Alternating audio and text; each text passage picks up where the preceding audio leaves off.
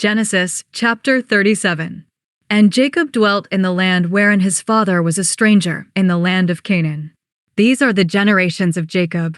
Joseph, being 17 years old, was feeding the flock with his brethren, and the lad was with the sons of Bilhah, and with the sons of Zilpah, his father's wives, and Joseph brought unto his father their evil report. Now Israel loved Joseph more than all his children, because he was the son of his old age, and he made him a coat of many colors. And when his brethren saw that their father loved him more than all his brethren, they hated him, and could not speak peaceably unto him. And Joseph dreamed a dream, and he told it his brethren, and they hated him yet the more. And he said unto them, Hear, I pray you, this dream which I have dreamed. For, behold, we were binding sheaves in the field, and, lo, my sheaf arose, and also stood upright, and, behold, your sheaves stood round about, and made obeisance to my sheaf.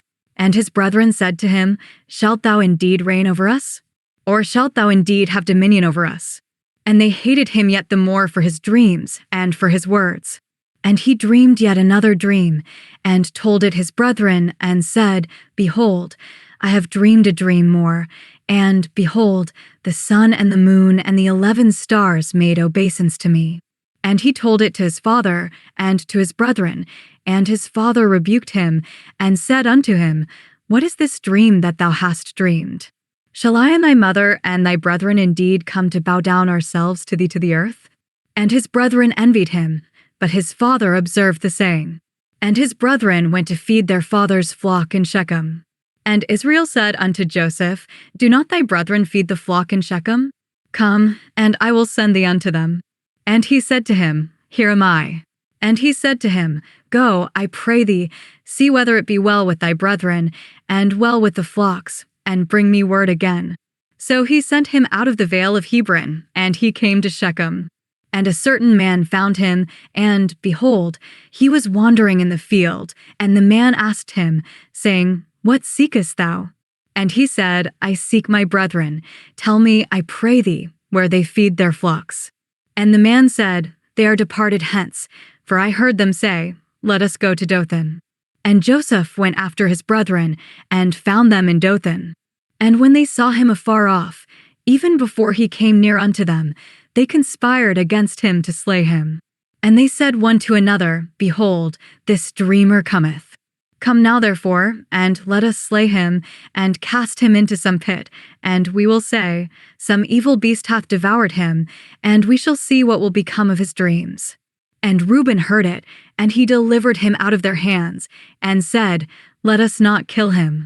And Reuben said unto them, Shed no blood, but cast him into this pit that is in the wilderness, and lay no hand upon him, that he might rid him out of their hands, to deliver him to his father again.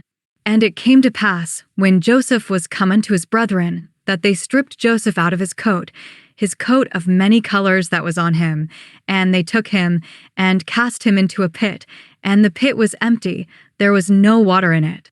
And they sat down to eat bread, and they lifted up their eyes and looked, and, behold, a company of Ishmaelites came from Gilead with their camels bearing spicery and balm and myrrh, going to carry it down to Egypt. And Judah said unto his brethren, What profit is it if we slay our brother and conceal his blood? Come, and let us sell him to the Ishmaelites, and let not our hand be upon him, for he is our brother and our flesh. And his brethren were content. Then there passed by Midianites merchantmen, and they drew and lifted up Joseph out of the pit, and sold Joseph to the Ishmaelites for 20 pieces of silver, and they brought Joseph into Egypt. And Reuben returned unto the pit, and, behold, Joseph was not in the pit, and he rent his clothes. And he returned unto his brethren, and said, The child is not, and I, whither shall I go? And they took Joseph's coat, and killed a kid of the goats, and dipped the coat in the blood, and they sent the coat of many colors, and they brought it to their father, and said, This have we found. Know now whether it be thy son's coat or no. And he knew it, and said, It is my son's coat. An evil beast hath devoured him. Joseph is without doubt rent in pieces. And Jacob rent his clothes, and put sackcloth upon his loins, and mourned for his son many days. And all his sons and all his daughters rose up to comfort him, but he refused to be comforted, and he said, "For I will go down into the grave unto my son mourning." Thus his father wept for him. And the Midianites sold him into Egypt unto Potiphar, an officer of Pharaoh's and captain of the guard. Genesis chapter 37 summary. Jacob lived in the land of Canaan. He had a son named Joseph, who was 17 years old. Joseph helped take care of the flocks with his brothers, but he would tell his father when his brothers did wrong. Jacob loved Joseph more than all his other children and gave him a beautiful coat with many colors. Joseph's brothers became jealous and angry because their father loved him more. Joseph had dreams that one day he would be greater than his brothers, and when he told them, they hated him even more. One day, Jacob sent Joseph to check on his brothers who were feeding the flocks.